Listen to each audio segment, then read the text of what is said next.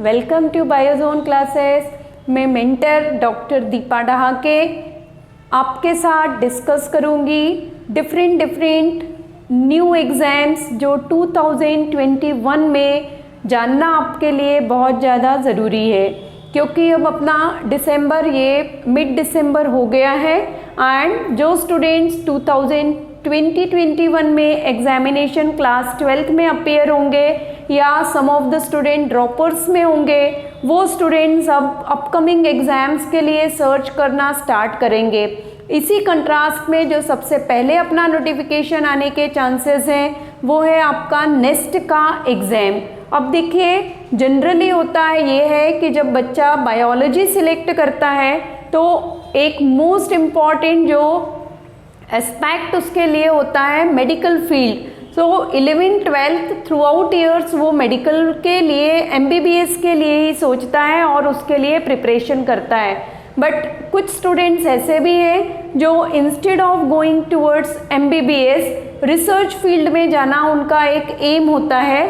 But यहाँ पे कभी कभी बच्चों को प्रॉपर गाइडेंस नहीं है, उनको ये भी क्लियर नहीं है कि क्या कोई ऐसे एग्ज़ाम्स हैं जिनके थ्रू वो बेसिक साइंस में रिसर्च की फील्ड में एंटर हो सकते हैं। सो हम डिफरेंट एग्ज़ाम से रिलेटेड जितने भी फॉर्म्स अब आएंगे उनसे रिलेटेड अपडेट्स मैं यहाँ आपको देना स्टार्ट करूँगी, ताकि जिस भी फील्ड में आप अपना इंटरेस्ट रखते हैं वहाँ पर आप एंटर हो सके और एग्ज़ाम्स का प्रिपरेशन कर सके।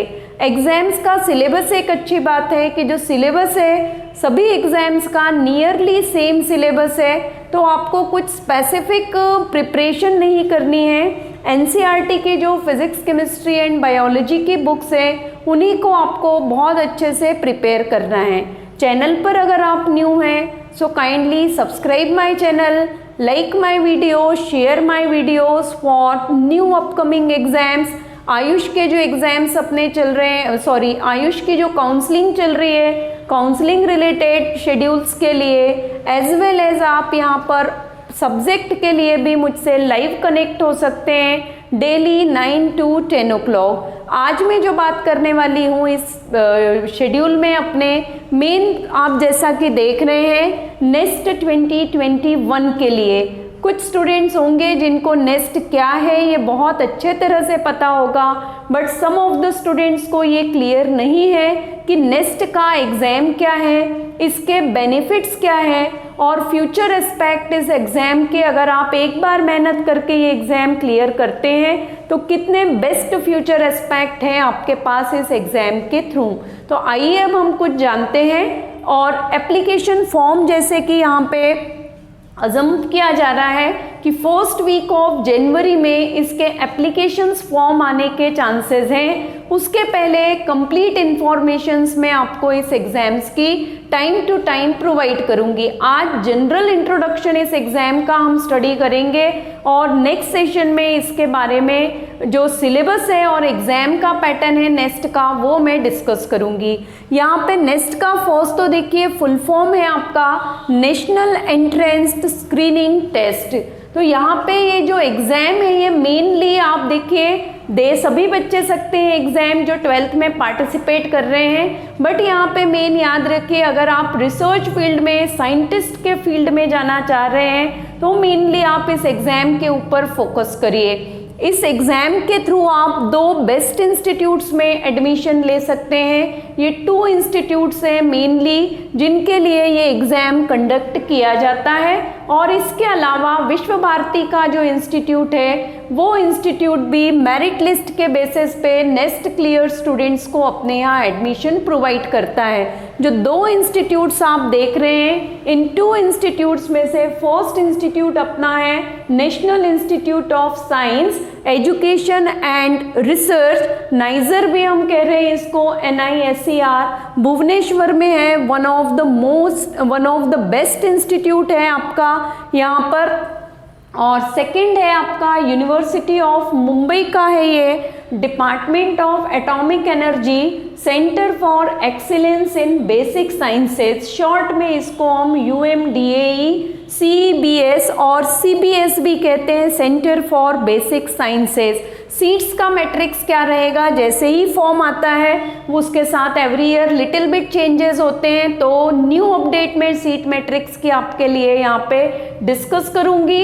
एग्ज़ाम का जो पैटर्न है वो थोड़ा समझिएगा। यहाँ पे जो एग्ज़ाम है उसमें 4 सेक्शंस होते हैं। 4 सेक्शंस में से जो 4th सेक्शन है वो जनरल सेक्शन होता है, और वो जनरल सेक्शन सभी स्टूडेंट्स को करना कंपलसरी होता है। सेकेंडली जो नेक्स्ट का एग्ज़ाम है वो बायोलॉजी के साथ साथ मैथ्स स्ट्रीम के स्टूडेंट्स PCM के भी देते हैं, क्योंकि जो आपको ऑप्शन है सब्जेक्ट्स में वो आपका एग्ज़ाम के सिलेबस में हम कह सकते हैं जनरल सेक्शन के अलावा बायोलॉजी, फिज़िक्स, केमिस्ट्री और मैथ्स, ये 4 सब्जेक्ट आपके होते हैं, और उन 4 सब्जेक्ट्स में से एनी 3 सब्जेक्ट्स को स्टूडेंट्स को ऑप्ट करना होता है।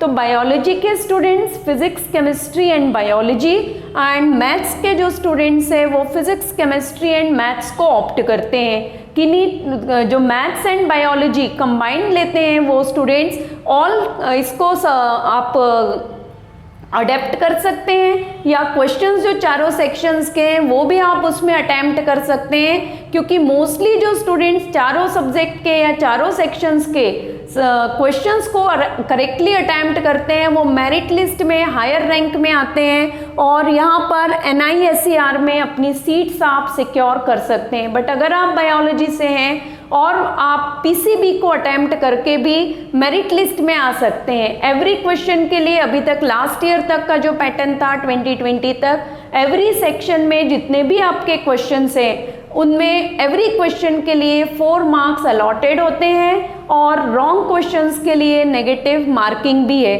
तो टोटल आप देखिए आपके पास जब आप एग्जाम का पैटर्न नेक्स्ट का देखते हैं तो 5 सेक्शन है। 4th सेक्शन आपका होता है general section, and next 4 sections होते हैं chemistry, physics, biology and maths. General section सभी स्टूडेंट्स के लिए कॉमन होगा और कंपलसरी होगा, और उसके बाद जो 4 सेक्शंस हैं physics, chemistry, biology and maths के, out of that any 3 sections आपको अटेम्प्ट करना होते हैं।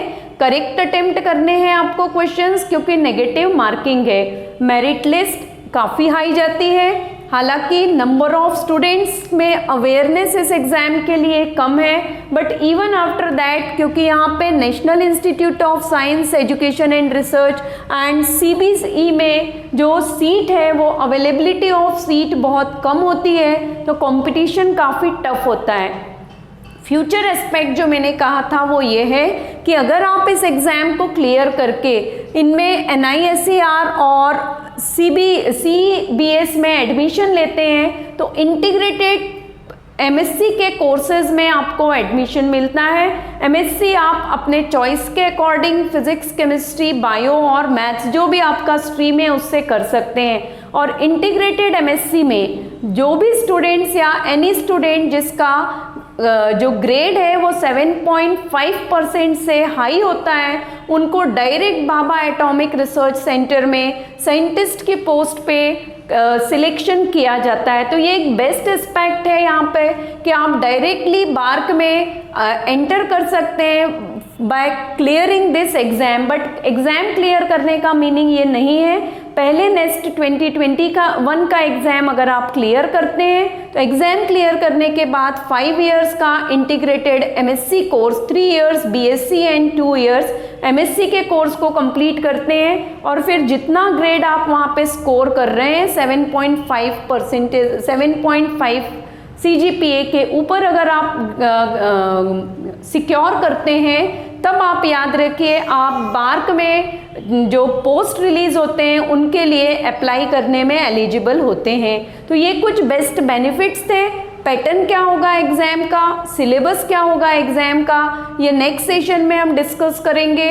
जैसे ही फॉर्म्स आते हैं, मोस्ट प्रोबेबली पहले ही कहा है 1st वीक ऑफ जनवरी में इसके फॉर्म्स आने के चांसेस हैं। जैसे ही फॉर्म्स आते हैं आपको अपडेट करूंगी। एग्ज़ाम जो है वो अभी तक जून में होता था, दिस ईयर हम देखेंगे कि एग्ज़ाम क्या होगा, उसका डेट क्या होगा, और उसके अकॉर्डिंग आपको अगर बायोलॉजी में किसी भी तरह का हेल्प रिक्वायर्ड है for regarding this exam also, तो आप मुझसे कॉन्टैक्ट कर सकते हैं। नेक्स्ट सेशन तक मोटिवेट रहिए, प्रोडक्टिव रहिए, चैनल को सब्सक्राइब करिए और शेयर करिए ताकि ज़्यादा से ज़्यादा जो नीडी स्टूडेंट्स हैं उनको सही समय पे सही इंफॉर्मेशंस अवेलेबल हो सके। And up to next session, remain stay connect with doctor Deepa Dahake.